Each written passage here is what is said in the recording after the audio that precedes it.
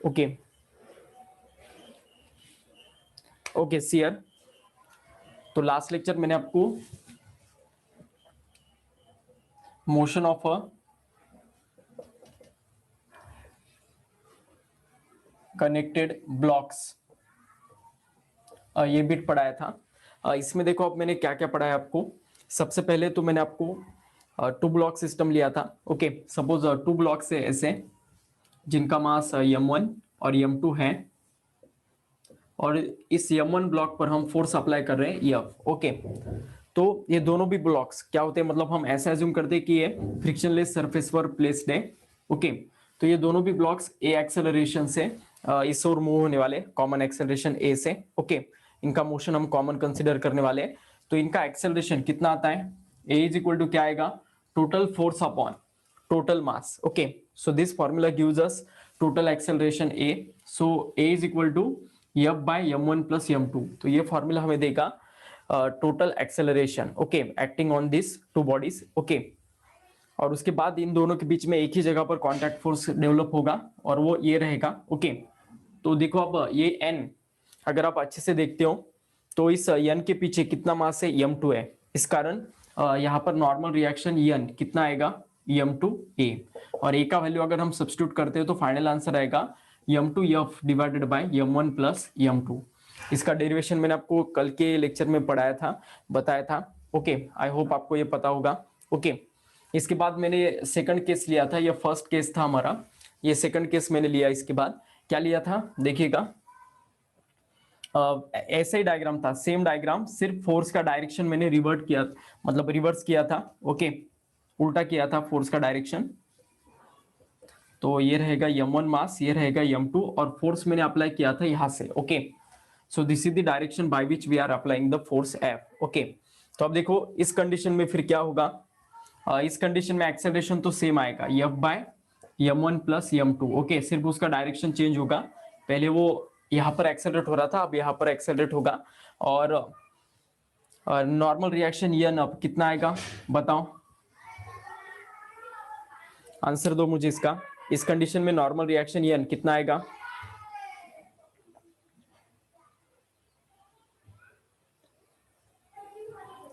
in this condition tell me the answer for normal reaction।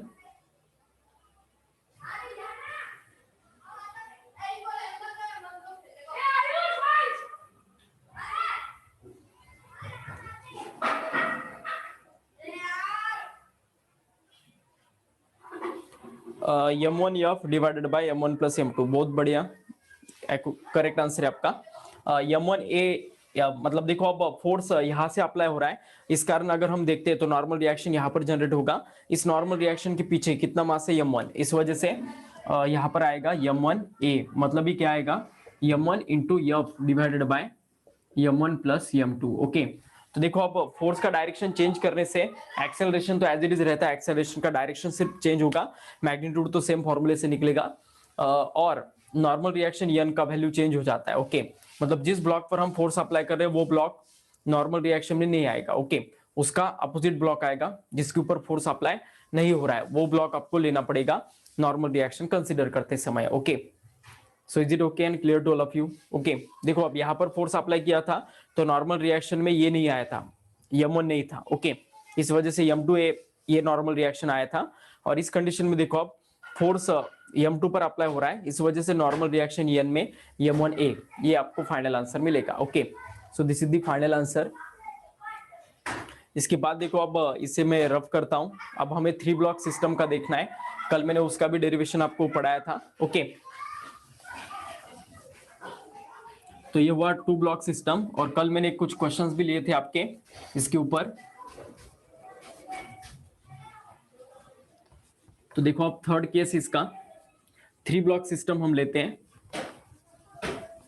और इन 3 block system में क्या आएगा फिर देखिएगा, ये फर्स्ट ब्लॉक m1, ये m2 और ये m3, ऐसे 3 मास रहने वाले 3 ब्लॉक से इनको हम प्लेस कर रहे हैं फ्रिक्शनलेस सरफेस पर। तो अभी हमें कैलकुलेट करना है, we have to calculate common acceleration a, और यहाँ पर 3 ब्लॉक होने के कारण 2 नॉर्मल रिएक्शन जनरेट होंगे, यहाँ पर n1 और यहाँ पर n2। ओके, तो ऐसे दो नॉर्मल रिएक्शन जनरेट होने वाले हैं। ओके, तो देखो अब टोटल फोर्स यहाँ पर भी एफ एक्ट हो रहा है, तो कॉमन एक्सेलरेशन ए क्या आएगा, F is equal to A is equal to F by m1 plus m2 plus m3। Okay, तो ये रहेगा common acceleration A.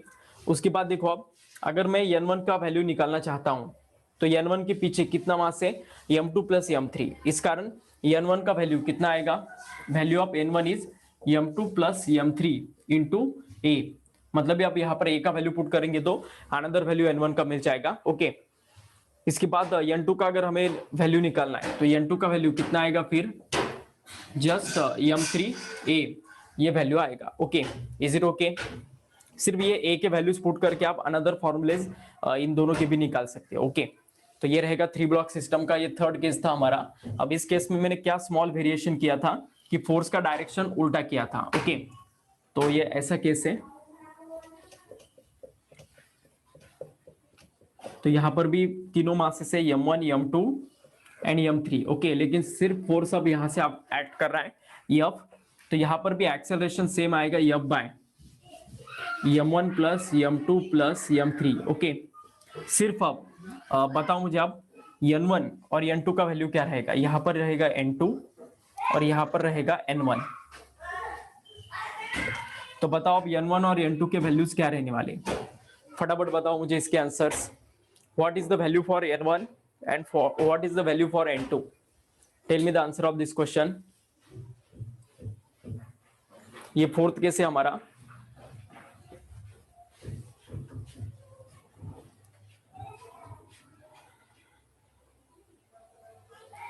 n1 is equal to m1, n1 is equal to m1 नहीं होगा, n1 is equal to क्या आएगा, m1a। Is it okay? n1 is equal to क्या आएगा, m1a। Okay, जब आप n1 निकालने की कोशिश करोगे तो उसके पीछे देखना पड़ेगा मास कितना है, फोर्स यहाँ से एक्ट हो रहा है, इस वजह से मास यहाँ से काउंट करना है, इस वजह से कितना आएगा m1a। तो आप बताओ n2 का वैल्यू कितना रहेगा, फटाफट मुझे आंसर दो। What is the value for n2?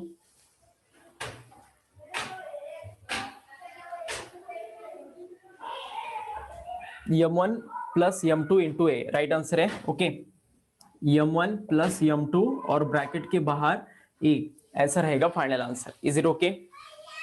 Any problem in this condition? Okay, can we proceed further? Okay, ठीक है, तो अभी मैं इसे रफ करता हूं। यह हमारा फोर्थ केस हुआ। ओके, इसके बाद मैंने फिफ्थ केस आपको बताया था। ओके, फिफ्थ और सिक्स 4 ब्लॉक सिस्टम लिए थे। जनरली कोई भी क्वांटिटेटिव एग्जाम हो उसमें आपको 3 ब्लॉक का ही मैक्सिमम क्वेश्चन आ सकता है, लेकिन 4 ब्लॉक का आ गया तो फिर उसे कैसे सॉल्व करना है वो देखिएगा। ओके, 4 ब्लॉक से लेते हैं अब हम m1 m2 m3 और m4। ओके, ये 4 ब्लॉक से जो फ्रिक्शनलेस सरफेस पर प्लेस किए हैं, जिनके मासेस है m1 m2 m3 and m4। Okay, अब यहाँ पर फोर्स एक्ट हो रहा है F। ओके, ये हमारा कौन से नंबर का केस है, अब आई थिंक 4 हो गए थे ना, तो ये 5th नंबर का केस होगा। ओके, तो देखो अब यहाँ से फोर्स एक्ट हो रहा है तो सभी ब्लॉक्स कॉमन एक्सेलरेशन ए से मूव होने वाले हैं, तो F का वैल्यू रहेगा m1 plus m2 plus m3 plus m4। Okay, सिर्फ एक मास इसमें ऐड हो जाएगा और n1 n2 और यहाँ पर n3 भी जनरेट होगा। 3 नॉर्मल रिएक्शंस यहाँ पर आने वाले हैं। ओके, तो देखो अब n1 n2 and n3 3 normal reactions यहाँ पर जनरेट होने वाले हैं। अब उसे आप कैसे कंसीडर करते हो उसके ऊपर उसका आंसर रहेगा। ये n1 हमने यहाँ पर कंसीडर किया है, n2 हम यहाँ पर कंसीडर कर रहे हैं और n3 यहाँ पर कंसीडर कर रहे हैं। ओके, तो इसे लर्न करने की कुछ भी जरूरत नहीं है, हर केस का फॉर्मूला अलग अलग आएगा। जितने चाहे उतने डायग्राम्स हम इसमें बना सकते हैं, लेकिन हर केस का डायग्राम का फॉर्मूला आपको लर्न करने की बिल्कुल भी जरूरत नहीं है। जस्ट आपको उसे निकालने का ट्रिक पता होना चाहिए। जैसे मैं आपको बता रहा हूँ, कॉमन एक्सेलरेशन ए हमेशा total force upon total mass आएगा, total net force upon total mass आएगा। नेट फोर्स यहाँ पर F था जो इस ब्लॉक सिस्टम को मूव कर रहा था, इस कारण F by m1 plus m2 plus m3 plus m4 किया। अब देखो n1 मतलब नॉर्मल रिएक्शन यहाँ पर है, फटाफट आंसर दो, n1 का वैल्यू कितना रहेगा, what is the value for n1? n1 is the normal reaction at this place, क्या आएगा फिर, m3 प्लस m4? नहीं, थोड़ा सोचो उसके बारे में। M1 है, ये भी नहीं रहेगा, ये भी रॉन्ग आंसर है। फोर्स कहां से अप्लाई हो रहा है आप देखो, थोड़ा सोचो उसके बारे में। हम हमेशा मास का काउंटिंग अपोजिट डायरेक्शन से करते हैं, जहां से फोर्स अप्लाई होता है वहां से नहीं, उसके उल्टे डायरेक्शन से। तो पता हो मुझे, ठीक है, ये राइट आंसर है M2 plus M3 plus M4 into a. Okay, right answer of this question is M2 plus M3 plus M4 into A. Is it okay? किसी को कुछ दिक्कत? देखो N1 यहाँ से यहाँ पर एक्ट हो रहा था, तो इसके पीछे देखना है कितने मास एक्ट हुए, जहां से फोर्स अप्लाई होता है वहां से नहीं, उसके उल्टे डायरेक्शन से काउंट करना। ओके, जिस पर फोर्स लगता है ना, वो कंपोनेंट कभी भी नॉर्मल रिएक्शन में नहीं आता है। ओके, याद रखना हमेशा। ओके, इस चीज को। तो फोर्स M1 पर लग रहा था, इस कारण नॉर्मल रिएक्शन में M1 नहीं होगा। ओके, अब देखो जब मैं N2 के लिए कैलकुलेशन करूंगा, तो आप फटाफट आंसर दो। N2 का आंसर कितना आएगा? What is the value for normal reaction between block M2 and M3, जिसे हम N2 से इंडिकेट कर रहे हैं, M3 प्लस M4। ओके, एक बार अगर आपको समझ में आ गया ना, तो फिर कुछ भी आपको दिक्कत नहीं आएगा। ओके, अब बताओ N3 का आंसर कितना आएगा? फाइनली बता दो, N3 का answer M4 into a, right answer है M4 into a. Okay, is it okay and clear to all of you? Okay, अभी हम इसी केस में अब लास्ट वेरिएशन देखते हैं।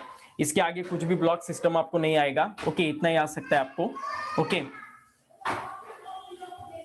तो यहां पर भी 4 ब्लॉक्स है, M1 M2 M3 and M4। चारों ब्लॉक्स के ऊपर हम इस डायरेक्शन से फोर्स अप्लाई कर रहे हैं, यप। ओके, तो आप बताओ मुझे, इन दोनों के बीच में नॉर्मल रिएक्शन कितना रहेगा? हम एज्यूम करते हैं N1, इन दोनों के बीच में रहेगा N2 और इन दोनों के बीच में रहेगा N3। ओके, तो आप फटाफट आंसर दो, किसी का भी गलत नहीं आना चाहिए आंसर। ओके,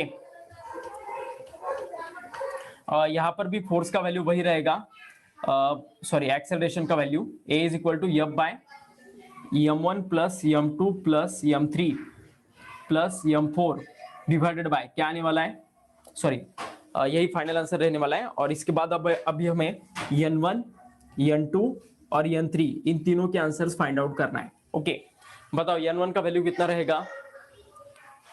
N1 का value M1 plus M2 plus M3 into a. Okay, तो राइट आंसर है।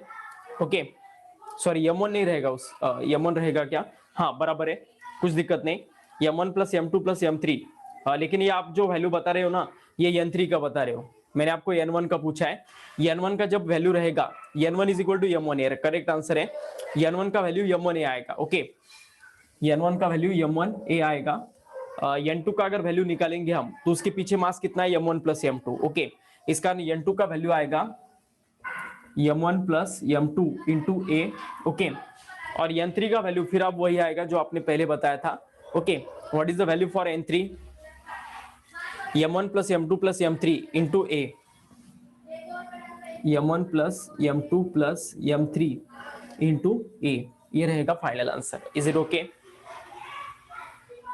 तो इसमें से आपको याद रखना, ये सभी मतलब ये फॉर्मूलेज आपको एट दैट टाइम निकालते आना चाहिए जब इसके ऊपर क्वेश्चन आएगा। ओके, अब यही बीट है, लेकिन इसमें अब हम स्मॉल वेरिएशन करने वाले हैं। इन ब्लॉक्स को हम एक दूसरे के साथ कनेक्टेड न करते हुए हम किसी रस्सी के साथ इनको टाई करने वाले हैं। ओके, तो ये रस्सी के अंदर टेंशन क्रिएट होता है, तो मोशन ऑफ कनेक्टेड ब्लॉक्स ही है बाय यूजिंग स्ट्रिंग। ओके, तो अब ये इसमें बीट ऐड हो जाएगा, यही फॉर्मूलेज है, यही बीट आएगा। सिर्फ यहाँ पर हम फोर्स अप्लाई कर रहे थे, तो फोर्स की जगह पर अब हमें टेंशन अप्लाई करना है। ओके, ये टेंशन आइदर इस साइड से अप्लाई होगा या फिर इस साइड से होगा। ऐसे मतलब ये ब्लॉक्स हैं, इन ब्लॉक्स के बीच में हम रस्सी के साथ या फिर हम स्ट्रिंग के साथ क्या करने वाले हैं, उनको टाई करने वाले हैं। तो एक ब्लॉक अगर मूव करेगा तो उसके साथ दूसरा भी करेगा, दूसरे के साथ तीसरा भी करेगा। तो ऐसे हमें टेंशन निकालना है अब यहाँ पर। ओके, पहले स्ट्रिंग में टेंशन कितना रहेगा, दूसरे स्ट्रिंग में कितना रहेगा। ऐसे प्रॉब्लम दो टाइप के आते हैं, उस स्ट्रिंग का मास है और दूसरा आता है उस स्ट्रिंग का मास नहीं है। Okay, without considering the mass of string and with considering the mass of string. Okay, मतलब हम ऐसा रस्सी एज्यूम करते हैं कि जिसका कोई भी मास नहीं है, वेटलेस वो स्ट्रिंग है, उसके बाद इनएक्सटेंसिबल है। ओके, टेंशन मतलब भी फोर्स है, राइट आंसर है। टेंशन भी न्यूटन में मेजर करते हैं हम, फोर्स भी न्यूटन में मेजर करते हैं। ओके, तो टेंशन सिर्फ रस्सी के अंदर से अप्लाई होता है और फोर्स डायरेक्ट अप्लाई होता है। समझ में आ रहा है? दोनों के बीच में फर्क समझ लो। फोर्स हम डायरेक्ट अप्लाई करते हैं, लेकिन टेंशन हमें एक तो पुलिंग करना पड़ता है या फिर पुशिंग करना पड़ता है, मतलब पुलिंग ही होगा टेंशन से। ओके, तो इस वाइज ये टेंशन का बीट रहेगा। सिमिलर फॉर्मूलेज है, ओके, जैसे हमने अभी फॉर्मूलेज बनाए, आप भी ऑब्जर्व करोगे कि कुछ नया मैं नहीं पढ़ा रहा हूँ, सिर्फ आप normal reaction N1 N2 N3 की जगह वहां पर आएगा T1 T2 T3, tension in first string, tension in second string and tension in third string, ऐसा आएगा। और total acceleration A is equal to total tension upon of वहां पर टोटल मास आएगा। सिर्फ F की जगह क्या रिप्लेस होने वाला है, कैपिटल टेंशन कैपिटल T उसकी जगह रिप्लेस होने वाला है, ओके। तो एक क्वेश्चन ले लेते हैं हम। अब ये 6 केस तक आ गए हम ब्लॉक सिस्टम के। इसके बाद हम अब 7th केस की ओर जाने वाले हैं।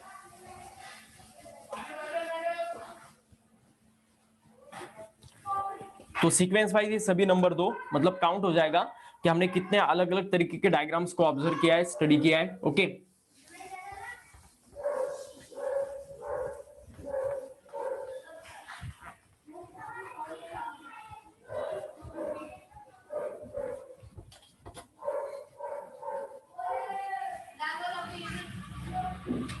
Okay, motion of connected blocks by string.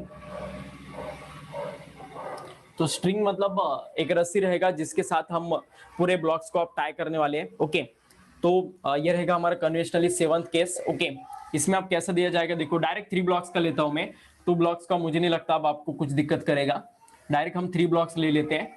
ऐसे आपको दिया जाता है 3 ब्लॉक से, ओके। और यहाँ से टेंशन T एक्ट हो रहा है, इस टेंशन T का वैल्यू दिया जाता है। तो जैसे हम इसे खींचेंगे तो सभी ब्लॉक्स क्या करने वाले हैं, कॉमन एक्सेलरेशन A जनरेट होने वाला है सभी ब्लॉक्स पर, ओके। ये प्रॉब्लम स्टडी करते वक्त हम क्या क्या कंसिडरेशन कर रहे हैं, अब 2-3 कंसिडरेशन हम कर रहे हैं। पहले तो ये सरफेस हम क्या एज्यूम कर रहे हैं, smooth, okay. This surface is a smooth surface, okay. Smooth होने के कारण इन ब्लॉक्स के बीच में और इस सरफेस के बीच में कुछ भी फ्रिक्शन नहीं होगा। ये पहला कंसिडरेशन हम कर रहे हैं इन ब्लॉक्स में। दूसरा कंसिडरेशन है ये जो हम रस्सी यूज कर रहे हैं, ओके। ये जो स्ट्रिंग आपको नजर आ रही है सभी ब्लॉक्स के बीच में और यहाँ पर भी, तो इस रस्सी का कुछ भी मास नहीं रहेगा, वेटलेस मासलेस स्ट्रिंग यहाँ पर ये रहेगा, ओके। और इनएक्सटेंसिबल रहेगा। इनएक्सटेंसिबल मतलब इसमें इलास्टिक प्रॉपर्टी कुछ भी नहीं रहेगा, ऐसा हमें एज्यूम करना है, तभी ये कंडीशन वैलिड है। अभी भी जो मैं फॉर्मूलेज आपको बताने वाला हूँ और जो भी मैं आपको एक्सप्लेन करने वाला हूँ ये इसी कंसिडरेशन पर डिपेंडेंट है, ओके। तो आप देखो इन दोनों के बीच का जो टेंशन इसे हमें यहाँ से ब्रेक करना पड़ता है। इक्वल एंड अपोजिट टेंशन यहाँ पर क्रिएट होता है according to Newton's third law. तो यहाँ का जो टेंशन रहेगा इसे हम T1 एज्यूम करते हैं और यहाँ का जो टेंशन रहेगा इक्वल एंड अपोजिट ये यहाँ से ब्रेक करना, ओके। जैसे आपको पता होगा नॉर्मल रिएक्शन लेते वक्त हम कांटेक्ट फोर्स डेवलप करते वक्त हम इसके लिए कांटेक्ट फोर्स हम इन दोनों के बीच का यहाँ पर शो करते थे इस ब्लॉक के लिए, तो इस ब्लॉक के लिए हम यहाँ पर शो करते थे। तो वैसा ही कैसे है यहाँ पर टेंशन इक्वल एंड अपोजिट यहाँ पर ब्रेक करना है, यहाँ पर भी टेंशन ब्रेक करना है जिसे नाम दे देते हैं हम T2, ओके। तो आपको ऐसे सवालों के जवाब ऐसे क्वेश्चंस में आपको एक तो T1 या फिर T2 का वैल्यू निकालने के लिए आता है क्वेश्चन। सिमिलर कंसेप्ट है जो मैंने आपको कनेक्टेड ब्लॉक्स में बताया था, वैसा ही कंसेप्ट आपको यूज करना है, सिर्फ वहां पर F की जगह और N1 N2 की जगह यहाँ पर T1 T2 और T आएगा, ओके। तो बताओ मुझे अब टोटल एक्सेलरेशन A कितना रहेगा इन तीनों ब्लॉक्स पर। Common acceleration A in both the 3 blocks is given by using which formula. पहले क्वेश्चन का जवाब दो, कॉमन एक्सेलरेशन A कितना आएगा, फिर total force upon total moving force upon total mass, मतलब ये कितना होगा T by m1 plus m2 plus m3। Is it okay? F की जगह सिर्फ T यूज करो क्योंकि अब यहाँ पर देखो फोर्स नहीं अप्लाई हो रहा है, टेंशन अप्लाई हो रहा है स्ट्रिंग के साथ, ओके। तो सिर्फ F की जगह T आएगा, बाकी कुछ भी चेंज नहीं है, ओके, एज इट इज आएगा। अब मुझे बताओ, सोच कर बताना, थोड़ा वक्त लो लेकिन करेक्ट आंसर बताना, T1 और T2 का वैल्यू क्या रहेगा। What is the value for T1 and what is the value for T2? Similar concept है जो मैंने कनेक्टेड ब्लॉक्स में लगाया था, वहां पर N1 N2 था, यहाँ पर T1 T2 है। लगाओ दिमाग और मुझे जल्दी से बताओ इसका आंसर, T1 का आंसर कितना रहेगा और T2 का कितना रहेगा, फटाफट आंसर दो।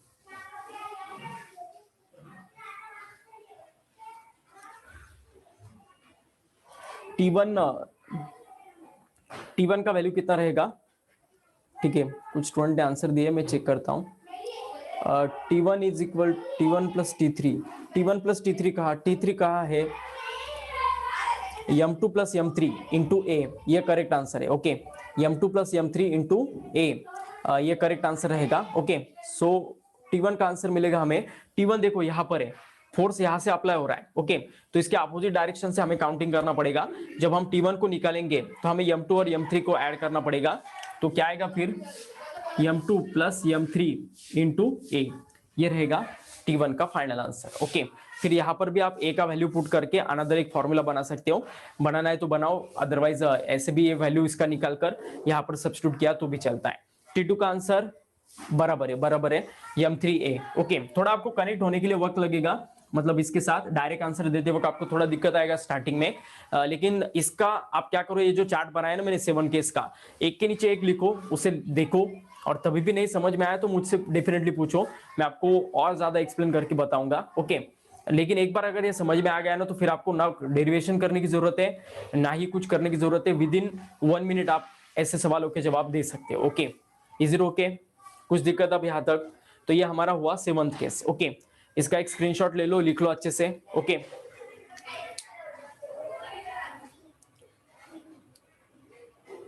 अभी मैं इसी डायग्राम में चेंज करने वाला हूं, इस वजह से जल्दी से स्क्रीनशॉट ले लो, ओके। जस्ट हम स्लाइट मॉडिफिकेशन करने वाले हैं अब इसमें, ओके। अभी देखो मैं फोर्स यहां से ना अप्लाई करते हुए यहां से फोर्स अप्लाई कर रहा हूं, ओके। कहां से? ठीक है, M3 से मतलब मैं टेंशन अप्लाई करने जा रहा हूं, ओके। तो अब ये टेंशन का डायरेक्शन जैसे ही चेंज होगा, एक्सेलरेशन भी चेंज होगा, इधर की जगह अब इधर आएगा, ओके। तो फिर वहां पर देखो, अब यहां से हम अब टेंशन अप्लाई कर रहे हैं T, तो अब बताओ मुझे ए का वैल्यू क्या रहेगा?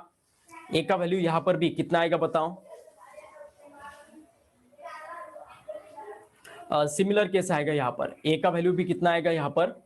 T by M1 plus M2 plus M3, okay, इसमें कुछ भी दिक्कत नहीं। अब T1 और T2 का आंसर बताओ मुझे, ओके। यहाँ पर ये अब चेंज हो जाएगा, इस वजह से मैं इसे रफ करता हूं। This is the 8th case which we are studying, okay.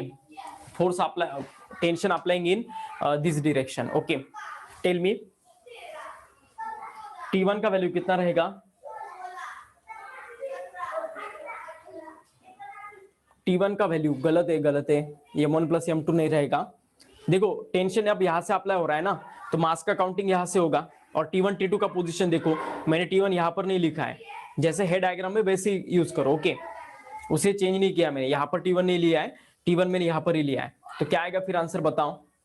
M1A correct answer है, T1 का आंसर रहेगा राइट M1A, क्योंकि जब हम T1 कैलकुलेट करेंगे तो T1 के पीछे कितना मास है M1, फोर्स यहां से लग रहा है, इस कारण काउंटिंग यहां से होगा, इस वजह से M1A आएगा। अब फटाफट आंसर दो, T2 का आंसर क्या रहेगा? What is the value for T2? M1 plus M2 into A, correct answer है M1 plus M2 into A. Is it okay? Okay, मतलब टेंशन आने से भी कुछ भी चेंज नहीं हुआ है यहाँ पर, मतलब ये ब्लॉक आइदर उनके बीच में कांटेक्ट हो या फिर उनको रस्सी के साथ हम अगर टाई कर रहे हैं, तभी भी फाइनल आंसर तो वही रहता है। सिर्फ नॉर्मल रिएक्शन की जगह टेंशन आएगा, टेंशन की जगह नॉर्मल रिएक्शन, सिर्फ इतना ही शिफ्टिंग होता है। बाकी जो उसका आंसर निकालने का स्टेप है वो एज इट इज रहता है, क्योंकि हम क्या एज्यूम करें, ये स्ट्रिंग इनएक्सटेंसिबल है और मासलेस है, ओके। अगर ये स्ट्रिंग को मास होता है ना, तो डेफिनेटली हमें उस स्ट्रिंग को भी ब्लॉक के जैसा कंसिडर करना पड़ता है, वो हम लेटर ऑन देखते हैं। पहले हम जो सिंपल चीजें वो देखते हैं, ये आने के बाद फिर हम उस केस की ओर चले जाते हैं, ओके। वो भी हम देखने वाले हैं, ओके। अगर ये स्ट्रिंग को मास रहा तो फिर उसे कैसे कंसिडर करना, क्या करना, ओके। तो एट दैट टाइम आल्सो मतलब कैसे करना है वो मैं आपको बताऊंगा, ओके। अभी देखो इसके ऊपर क्वेश्चन लेते हैं हम डायरेक्ट, इसके कुछ और केस लेने की जरूरत है। ऐसे टेंशन के 2 ब्लॉक सिस्टम के भी क्वेश्चन आते हैं और 4 ब्लॉक्स के भी आ सकते हैं, ओके।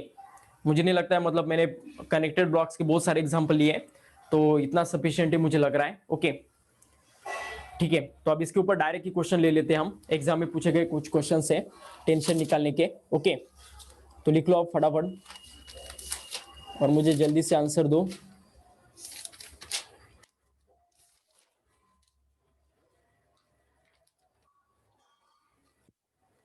ठीक है, लिखो अब, सोच समझ कर आंसर देना और करेक्ट आंसर देना, okay. 3 blocks of masses, 3 blocks of masses M1, M2 and M3, 3 blocks of masses M1, M2 and M3 are connected by massless string, are connected by massless string as shown in the figure, are connected by massless string as shown in the figure on a frictionless table. On a frictionless table मतलब frictionless table पर उनको place किया है. 3 blocks of masses m1, m2 and m3 are connected by a massless string as shown in the figure on a frictionless table. They are pulled with a force of 40 Newton. They are pulled by sorry, एक minute रुको. They are pulled with a force of 40 Newton. 40. They are pulled with a force of 40 Newton.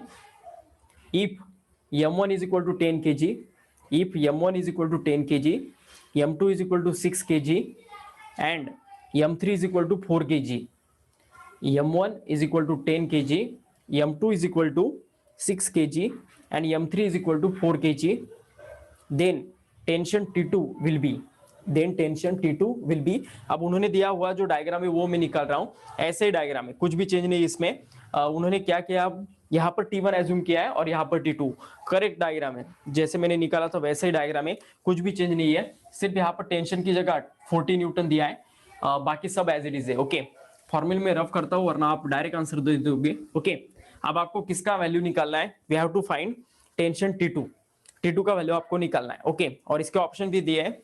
A option दिया है 10 Newton, B option दिया है 20 Newton. Okay, C option दिया है 32 Newton और D option दिया है 40 न्यूटन. ओके, तो फटाफट आंसर दो. We have to find the tension T2 का वैल्यू आपको निकालना है. ओके, और तीनों के मास दिए हैं. m1 का मास कितना दिया है? m1 का मास दिया है 10 kg, m2 का दिया है 6 kg और m3 का दिया है 4 kg. ठीक है, चलो फटाफट आंसर दो. एग्जाम में पूछा हुआ ये क्वेश्चन है.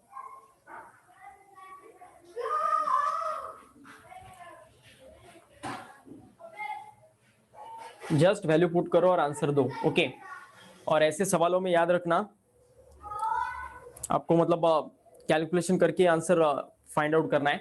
मतलब फॉर्मूले तो मैंने आपको इसके पहले तक बता दिए. ओके, बहुत सारे स्टूडेंट का आंसर एक ही आ रहा है. ओके, बहुत अच्छी बात है. ओके, बहुत बढ़िया. तो सभी का आंसर सी आ रहा है. तो देखते हैं हम इसे, क्या ये सही है या गलत है. ओके, देखो अब T2 हमें निकालना है. ओके, तो T2 के पीछे मास कितना है? m1 plus m2. तो डेफिनेटली T2 का फॉर्मूला क्या आएगा? m1 plus m2 into a. Okay, उसके लिए पहले ए का वैल्यू निकालना पड़ेगा. ए मतलब क्या आएगा? टोटल टेंशन कितना है? 40 divided by m1 plus m2 plus m3. 10 plus 6 plus 4. Okay, मतलब 40/20. तो आंसर आएगा इसका 2 मीटर पर सेकेंड स्क्वायर. ओके, तो ए का वैल्यू 2 पुट कर दो. m1 प्लस m2 कितना है? 10 प्लस 6 इंटू 2. तो आंसर आएगा इसका 32 न्यूटन. करेक्ट आंसर है जो आपने निकाला वो. ओके, सिर्फ थोड़ा स्पीड लेते जाओ. ओके, मतलब ठीक है, स्टार्टिंग में आप एक्यूरेसी पर मेंटेन करो. आंसर आपका 100% सही आना चाहिए. ओके, और फिर उसके बाद फिर आप स्पीड बढ़ाने की कोशिश करो. ओके, ऐसे सवालों के जवाब है ना आधे मिनट से भी पहले आने चाहिए. सर्कल करके आपको खत्म करने हैं. ओके, ऐसे क्वेश्चंस, मतलब नॉर्मल स्टूडेंट को इसको सॉल्व करने के लिए 1 मिनट तो भी लगेगा, लेकिन हम इतना परफेक्शन हमें लाना है हमारे मतलब सॉल्व करने की स्पीड में कि हाफ मिनट के अंदर इसका आंसर निकालना चाहिए. निकलता है. अगर आप ऐसे क्वेश्चन बहुत ज्यादा देखोगे, ओके, इतना प्रैक्टिस हम करवा लेंगे आपसे. ओके, उसका टेंशन मत लो आप. सिर्फ आपको पहले तो एक्यूरेसी पर मेंटेन करो. पहले अगर क्वेश्चंस आपके सही आ रहे 5-10, तो फिर आप क्या करो, स्पीड के बारे में सोचो. ओके, लेकिन पहले अगर क्वेश्चन ही सही नहीं आ रहे और आप स्पीड बढ़ाने की कोशिश करोगे तो डेफिनेटली आप प्रॉब्लम में चले जाओगे. ओके, पहले 5-10 क्वेश्चन ऐसे टाइप के एक्यूरेसी पर ख्याल लो. ओके, सिर्फ मतलब एक्यूरेसी 100% रखो. एक्यूरेसी अगर आपका हर एक क्वेश्चन आपका सही आ रहा है तो फिर क्या करो, आप स्पीड बढ़ाने की कोशिश करो और आधे मिनट के अंदर इसको लाना है आपको. ओके, कैसे भी करके आधे मिनट के अंदर ये सॉल्व करके सर्कल करके आपको खत्म करना है क्वेश्चन को. ओके, हो जाएगा फिर. ठीक है, अब नेक्स्ट क्वेश्चन लेते हैं. ये भी क्वेश्चन ऐसा ही है. ओके, क्या मैं इसका डायग्राम निकाल दूं आपको डायरेक्ट?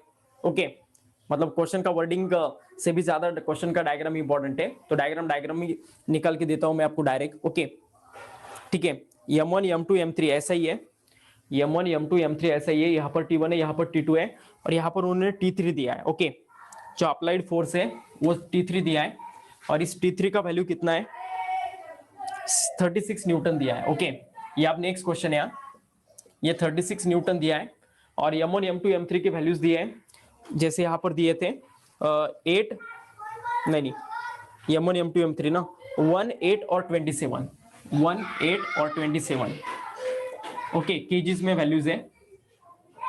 ओके मतलब समझ में आ रहा है आपको, M1 का वैल्यू 1 केजी दिया है, M2 का 8 केजी, M3 का 27 केजी, T3 का 36 न्यूटन। और आपको क्या पूछा है, T2 विल बी, T2 का वैल्यू यहां पर भी आपको कैलकुलेट करना है। ओके T2, चलो फटाफट फाइंड आउट करो आंसर। T2 का वैल्यू आपको फाइंड आउट करना है, ऑप्शन भी मैं यहाँ पर लिख देता हूँ। ओके तो अगर आपको आ जाएगा आंसर तो जल्दी से समझ में आ जाएगा। ऑप्शन दिए 18 9 18 9 और उसके बाद 3.375 ओके और 1.75।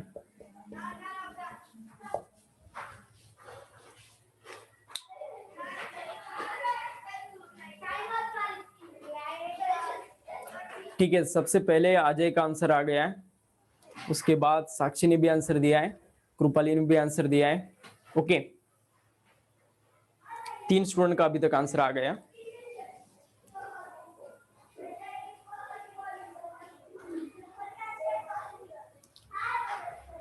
और वैष्णवी ने भी आंसर दिया है। ओके ठीक है, तो करेक्ट आंसर है आपका। ओके बहुत सारे स्टूडेंट का आ गया अब आंसर। देखो आप यहाँ पर भी वही करना है, पहले तो टोटल एक्सेलरेशन ए निकालना पड़ेगा। यहाँ पर देखो आप total acceleration A is nothing but क्या होगा, T3 bye M1 plus M2 plus M3, इन तीनों ब्लॉक्स पर अनबैलेंस फोर्स T3 है। इस वजह से कितना आएगा फिर ये देखो आप 36 बाय 1 प्लस 8 प्लस 27। ओके तो इन तीनों का भी एडिशन 36 ही होता है, तो 36 बाय 36 आंसर आएगा 1 मीटर पर सेकेंड स्क्वायर। तो इस एक्सेलरेशन से ये तीनों ब्लॉक इस डायरेक्शन में जाने वाले हैं। अब सिर्फ T2 निकालना है, तो यहाँ पर भी T2 वही आएगा M1 plus M2 into a, M1 plus M2 into a. Okay तो 1 प्लस 8 इंटू क्या आएगा 1, तो आंसर आएगा इसका 9 newton. Okay so this is the value for T2। Okay is it okay and clear to all of you? Okay समझ में आ गया सभी को?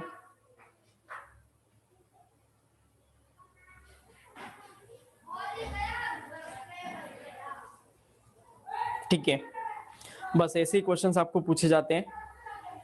ये क्वेश्चन आ गया आपको तो कुछ टेंशन नहीं,